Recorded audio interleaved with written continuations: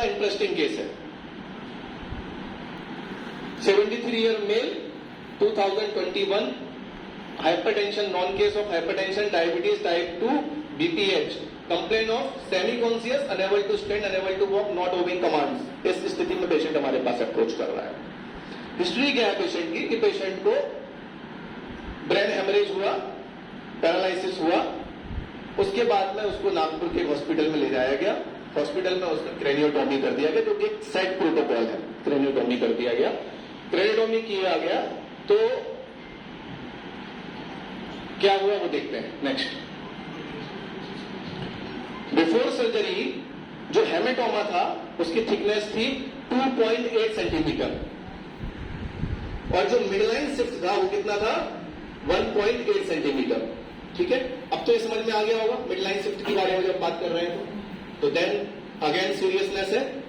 ठीक है, patient semi conscious condition में जब आया तब, अभी जो बिफोर सर्जरी, जब सर्जरी के लिए पेशेंट हॉस्पिटल में गया तब की बात कर रहे हैं।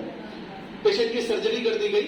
नेक्स्ट, आफ्टर क्रेनियोटॉमी पेशेंट का जब रिव्यू स्कैन किया गया तो उसमें क्या लिख रहा है, थिकनेस 2.24 सेंटीमीटर और मिडलाइन से 8.8 mm। फायदा हुआ है, मिडलाइन 1.8 की जगह 8.8 mm रह गया है, इतना अंतर आया है। यहां तक ठीक था। नेक्स्ट, इसके बाद क्या हुआ कि पेशेंट रीब्लीड कर गया, और रीब्लीड करके थिकनेस कितनी हो गई, 2.9 सेंटीमीटर, और मिडलाइन शिफ्ट कितना हो गया, 1.8 सेंटीमीटर। अगेन मतलब कहां पर आ गए, बैक टू प्रीवियस, जहां सर्जरी से पहले हम थे, जहां पर पेशेंट था। Next, after 43 days of treatment thickness is 2.1 centimetre और मिडलाइन शिफ्ट 0.9 सेंटीमीटर mm। तो जो सर्जरी से काम हुआ वो हमने मेडिसिन से कर दिया, सेम जगह पर आ गए। लेकिन इंटरेस्टिंग बात है, ये तो हो गया आपको दिखाने के लिए एविडेंस। पेशेंट को 10 दिन के अंदर हमने चला दिया था।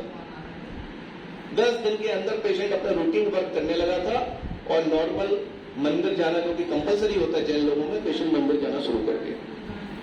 ये पेशेंट बिलोंग करता है सागर से।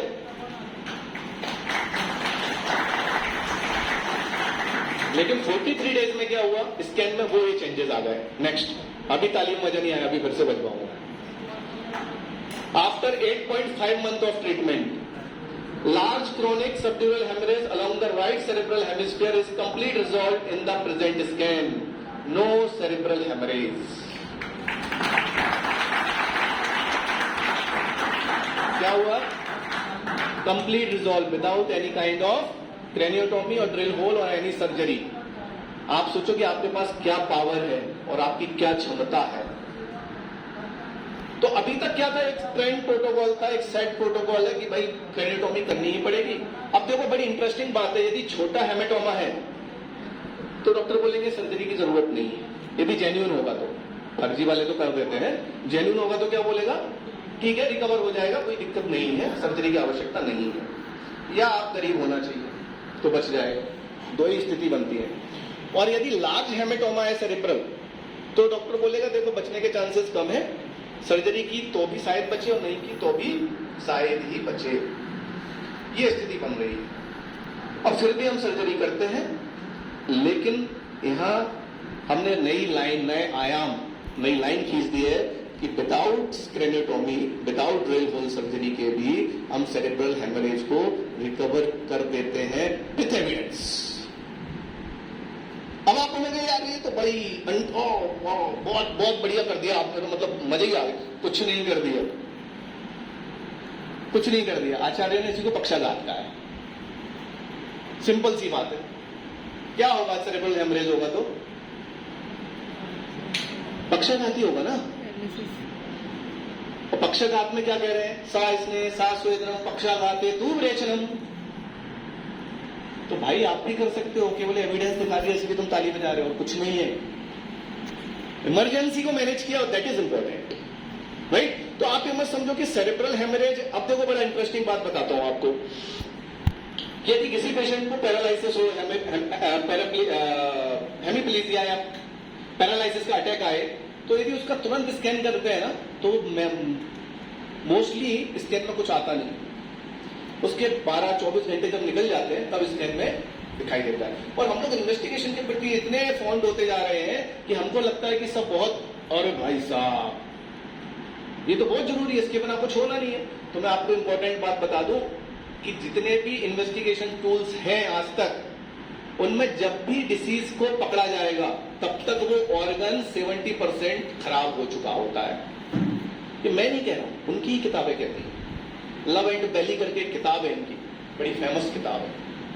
उसमें लिखा है कि यदि किसी का क्रेटिनिन, उदाहरण के लिए आपको बताता हूं, क्रेटिनिन की नॉर्मल वैल्यू क्या है? 1.4 1.5 अकॉर्डिंग टू पैथोलॉजी, अलग अलग हो सकता है, लेकिन 1.5 तक। अब किसी का यदि क्रेटिनिन 1.7 हो गया या 2 हो गया तो हमें क्या लग रहा है? This is initial first stage of kidney failure. ना भाई, 70% किडनी डैमेज हो चुकी है एट दैट टाइम, क्योंकि प्रोटीन यूरिया होने लगा तो 50% तो तभी डैमेज हो गई थी।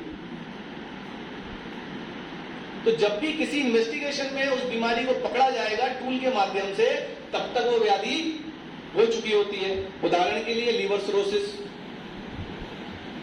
Irregular echotexture of liver parenchyma, जब यूएसजी में आ जाता था वो तो लीवर सिरोसिस है। भाई साहब अब तो हो गया, आप क्या करोगे? अब क्या फायदा है?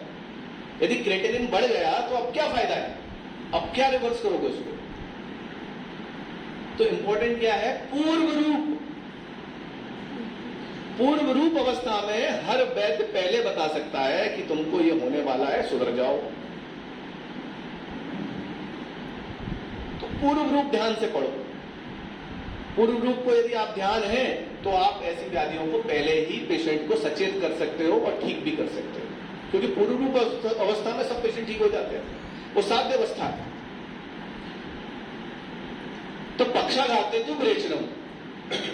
अब जब पेशेंट इमरजेंसी में होता है, क्रिटिकल होता है, आईसीयू में है, हॉस्पिटल में आईपीडी में है, तब की बात अलग है, ठीक है, वो तो कर रहे हैं, वो नए गाइडलाइंस है। लेकिन इसका प्रोटोकॉल क्या? सेम जो मैंने पहले बताया आपको, यूगेनुरस, मांसयादिक्वाथ और सिरोलेट। इस पेशेंट को हमने ड्रिप मेथड से बस्ती नहीं की, क्योंकि पेशेंट उतना ज्यादा अनकॉन्शियस नहीं था, सेमी कॉन्शियस कंडीशन में था, जरूरत नहीं पड़ी उसकी। नेक्स्ट।